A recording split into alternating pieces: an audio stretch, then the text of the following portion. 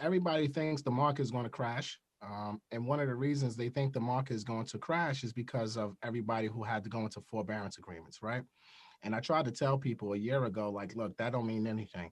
They're going to do everything in their power to make sure that these people don't foreclose. But if you look at the datas, right? if you look at the data, as of last week, um, forbearances are down 11 straight weeks, right? That's number one. So people are exiting these forbearance plans and paying their mortgage on time, which is a great thing, right? The number of borrowers in forbearance is now 2.1 million compared to last year when it was over 4 million people. June of last year in forbearance, half of that is now out of forbearance and back to paying their mortgage. Now, if you look at how many loans are in forbearance, Fannie Mae and Freddie Mac, which is basically conventional mortgages, have about 2% of their portfolio that are in forbearances right now. Ginnie Mae, which houses FHA loans, has about a little bit under 6%, about 5.61% of their total portfolio in COVID-19 relief forbearance. And then if you even look at private money, portfolio loans, private label securities, that's right around 8% that's currently in forbearance. So when you look at these numbers, right, as a whole, and you're talking about conventional and FHA mortgages, I mean, you're talking conventionals under 2.5% of their portfolio in forbearances. Like that is nothing compared to the grand scheme of things. So for the folks out there who've been waiting for the forbearances and I'm gonna see what's gonna happen and blah blah blah blah blah, let me tell y'all what's going to happen. And mark my words, clip this shit, Rashad, and I'm telling you what's going to happen. Those folks who want forbearance, a great percentage of them did not need to go in no damn forbearance. They manipulated the damn system as they should, right? Get what you gotta get, and those people, and I'm telling you because a lot of them are big earners, and they was in the building talking to me at the ATL Private EYL University event saying, yo, Matt, I saved up 100 bands. I saved up 50K. I saved up 75K. I'm now getting out of forbearance. I have enough money to buy 2 investment properties now. What should I do? Hmm. People know what's going to happen. Now, all of these folks are going to come in the marketplace with all the cash that they didn't spend on mortgage payments. They're going to throw all that back in, all that money on the back end of their mortgage, and they're going to have all this capital now to come into the market and compete with all the first time home buyers, which is only going to do what, guys? Continue to drive the prices up. So don't think because you see all these people in forbearance and et cetera, don't think that people are struggling out here. People are out here getting money. Mm. Now, there's a lot of people who are not getting money. I'm not trying to overlook those folks. There's a lot of people who struggle, who needed this forbearance assistance because they lost their jobs, et cetera, et cetera. But there's a large portion that didn't really need it. They just took advantage so they could go ahead and make other plays.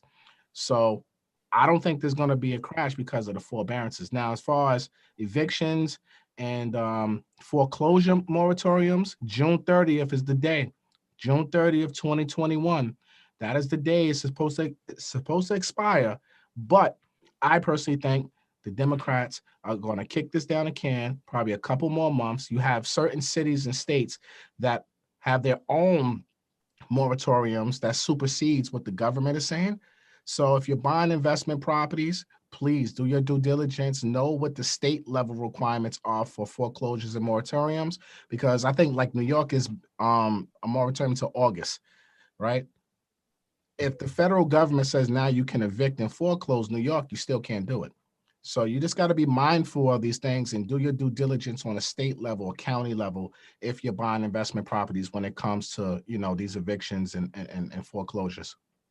Matt, I got a question for you. So, what are the advantages of paying your mortgage off weekly opposed to monthly in terms of interest? And then, what are the signs of a bubble and what you would say, okay, things have gotten out of hand. We probably are going to have a crash. So if you pay your mortgage bi-weekly, you're paying bi-weekly payments. You can pay off your mortgage in 22 and a half years if you pay bi-weekly. So you're saving on the long term of interest, but make sure you're financially able to afford to pay your mortgage bi-weekly. A lot of Mhm. people are not able to do that. And if you're not, you can essentially do the same thing by just making one extra principal payment annually on your mortgage. Now, tax season is here. The deadline was today. A lot of you filed your taxes. A lot of you going to get nice refunds. If you want to beat the interest trap, so to speak, and pay down your principal, you can use your tax refund every single year. Just pay an extra principal payment towards your mortgage. But make sure you specify that it's to principal balance only. Yeah. Because if you just give the bank money, they're going to put it to what they want to put it to, and they're going to say, oh, you just paid us 3 months in advance on your mortgage payment versus paying down your principal balance. Now, as far as a bubble is concerned, this market is really tough to kind of predict a bubble, in my opinion, because there's so much unknown still. Like, we really don't know how these numbers are going to look when people actually can start getting foreclosed and evictions on. But I'm going to stick to my guns and tell you guys probably 2023 is where you're going to see some sort of correction. Maybe summer, third quarter, fourth quarter, maybe third quarter 2023. Yeah, I'm thinking summer. Yep. I'm thinking when it's going to start happening, maybe late third quarter, where you're going to start seeing some sort of correction that's going to happen in the marketplace. Kiana, you want to jump in on this one too? Yeah, because see, that's where we agree to disagree on that point. And that's just because I'm doing so much research on the market. So let's be mindful. I was reading this article. So let's not even talk about resale opportunities. Let's talk about new construction opportunities. They slowed down on building right now to keep up with the demand right now. They would have to build 4 million houses. On average, the United States was building 1.1 million houses a year up until 2014, and they slowed that down to about $700,000 a year. So 700,000 homes a year. So we are down 300,000 homes per year leading up until this time. Now, and we're also experiencing what is a lumber shortage.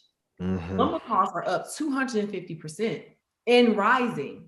And rising. And I can give you guys an example. I have clients under contract with new construction, which for me, it was like the safe bet in this crazy market. Now you have builders in the middle of contract coming back, raising prices 30 and 40,000 in the middle of contract to make up for the lumber shortage, to make up for the cost that they're incurring. So when I look at it from just a simple standpoint of look at the demand of people, look at the supply, look at the amount that it's going to take to build these properties. They're saying basically every new construction property now, even just on average, is costing at least $40,000 more, $36,000 to be exact per property.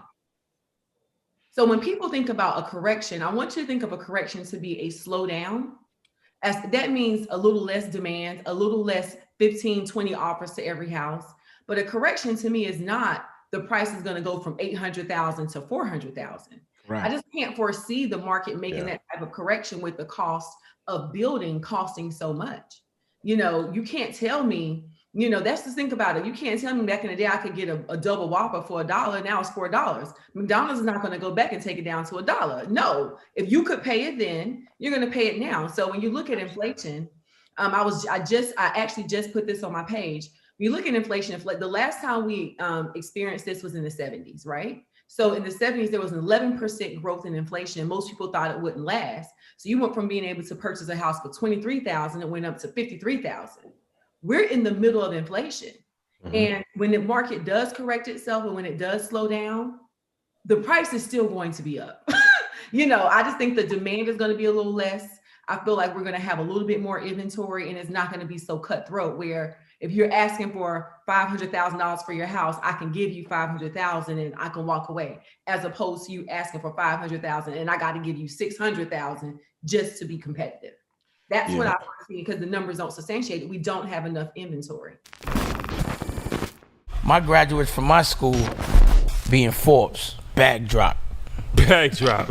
A mic drop, bag drop. Bag drop.